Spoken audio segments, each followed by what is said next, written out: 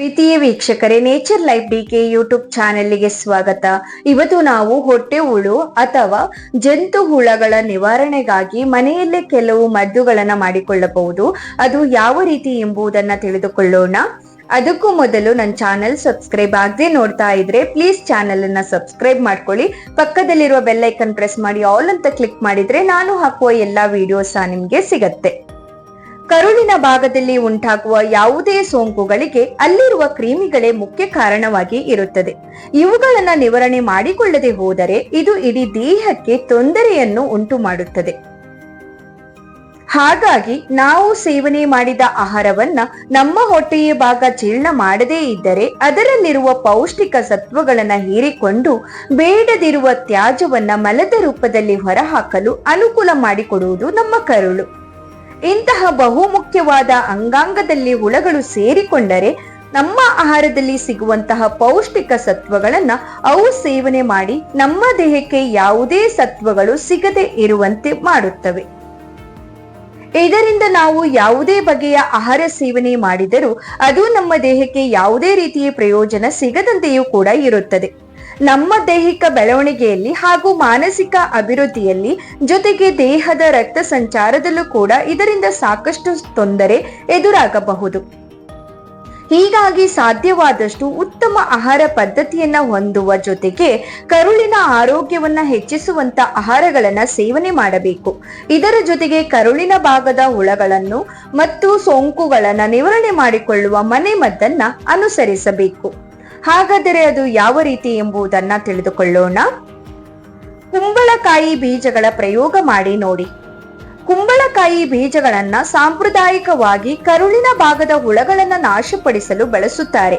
ಈ ಹಿಂದೆಯೂ ಕೂಡ ಆಯುರ್ವೇದದ ಪ್ರಕಾರಗಳಲ್ಲಿ ಕುಂಬಳಕಾಯಿ ಬೀಜಗಳಿಗೆ ಅವುಗಳ ಔಷಧೀಯ ಪ್ರಭಾವದಿಂದ ಉತ್ತಮವಾದ ಮನ್ನಣೆ ಸಿಕ್ಕಿದೆ. ಇದಕ್ಕಾಗಿ ನೀವು ಕುಂಬಳಕಾಯಿ ಬೀಜಗಳನ್ನ ಕುಂಬಳಕಾಯಿ ಕಡೆಯಿಂದ ಬೇರ್ಪಡಿಸಿಕೊಂಡು ಅದರಿಂದ ಪಾನೀಯವನ್ನ ತಯಾರು ಮಾಡಿ ಕುಡಿಯಬಹುದು.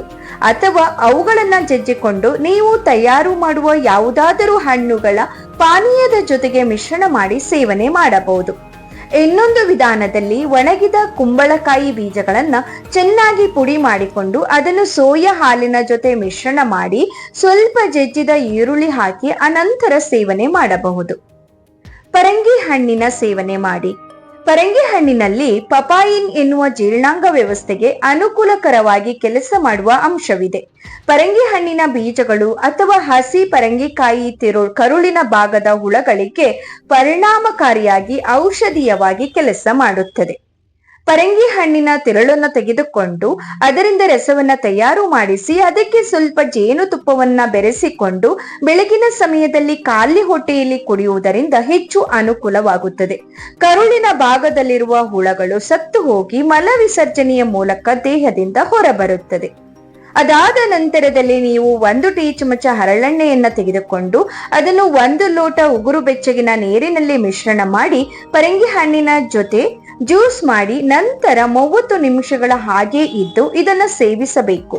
ನಿರಂತರವಾಗಿ 2 ದಿನಗಳ ಕಾಲ ಹೀಗೆ ಮಾಡುವುದರಿಂದ ನಿಮ್ಮ ಕರುಳಿನ ಭಾಗದ ಸೋಂಕುಗಳಿಂದ ನಿಮಗೆ ಮುಕ್ತಿ ಸಿಗುತ್ತದೆ. ದಾಳಿಂಬೆ ಹಣ್ಣಿನ ಸಿಪ್ಪೆಯನ್ನ ಪ್ರಯೋಗಿಸಿ. ದಾಳಿಂಬೆ ಹಣ್ಣಿನ ಮೇಲ್ಭಾಗದ ಸಿಪ್ಪೆ ಹಾಗೂ ಒಳಭಾಗದ ಒಗರಾದ ತಿರುಳು ಕರುಳಿನ ಭಾಗಕ್ಕೆ ತುಂಬಾ ಸಹಕಾರಿ. ಕರುಳಿನ ಆರೋಗ್ಯವನ್ನ ಕಾಪಾಡುವ ಜೊತೆಗೆ ಕರುಳಿನ ಭಾಗದಲ್ಲಿ ಕಂಡುಬರುವ ಹುಳಗಳು ಮತ್ತು ಅವುಗಳ ಕಾರಣದಿಂದ ಉಂಟಾಗುವ ಸೋಂಕನ್ನ ಸುಲಭವಾಗಿ ನಿಯಂತ್ರಣ ಮಾಡುತ್ತದೆ. ದಾಳಿಂಬೆ ಹಣ್ಣಿನ ಮೇಲ್ಭಾಗದ ಸಿಪ್ಪೆಯನ್ನ ಪುಡಿ ಮಾಡಿಕೊಂಡು 1 ಲೋಟ ನೀರಿನಲ್ಲಿ ಮಿಶ್ರಣ ಮಾಡಿ ಕುಡಿಯುವ ಅಭ್ಯಾಸವನ್ನ ಮಾಡಿಕೊಳ್ಳಿ. ಬೆಳ್ಳುಳ್ಳಿ ಸೇವನೆ ಮಾಡಿ.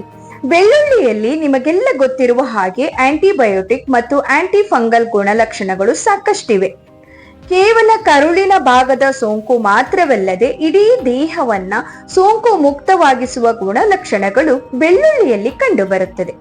ಹೀಗಾಗಿ ಒಂದು ವೇಳೆ ನಿಮ್ಮ ಕರುಳಿನ ಭಾಗದಲ್ಲಿ ಸೋಂಕುಗಳು ಉಂಟಾಗಿವೆ ಎಂದು ನಿಮಗೆ ಅನಿಸಿದರೆ ಬೆಳ್ಳುಳ್ಳಿಯನ್ನ ತುರಿದು ಅಥವಾ ಜಜ್ಜಿ ಹಸಿಯಾಗಿ ಸೇವನೆ ಮಾಡಬೇಕು.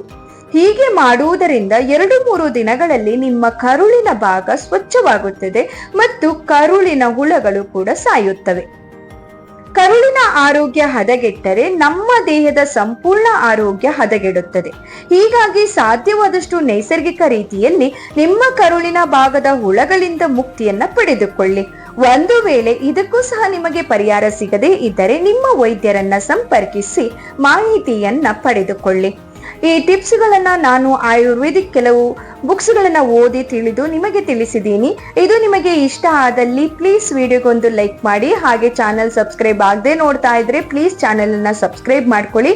ಪಕ್ಕದಲ್ಲಿರೋ ಬೆಲ್ ಐಕನ್ ಪ್ರೆಸ್ ಮಾಡಿ ಆಲ್ ಅಂತ ಕ್ಲಿಕ್ ಮಾಡಿ ನಿಮ್ಮ ಅನಿಸಿಕೆಯನ್ನ ಕಮೆಂಟ್ ಮೂಲಕ ತಿಳಿಸಿ. ಈ ವಿಡಿಯೋ ನೋಡಿದಕ್ಕಾಗಿ ಧನ್ಯವಾದ.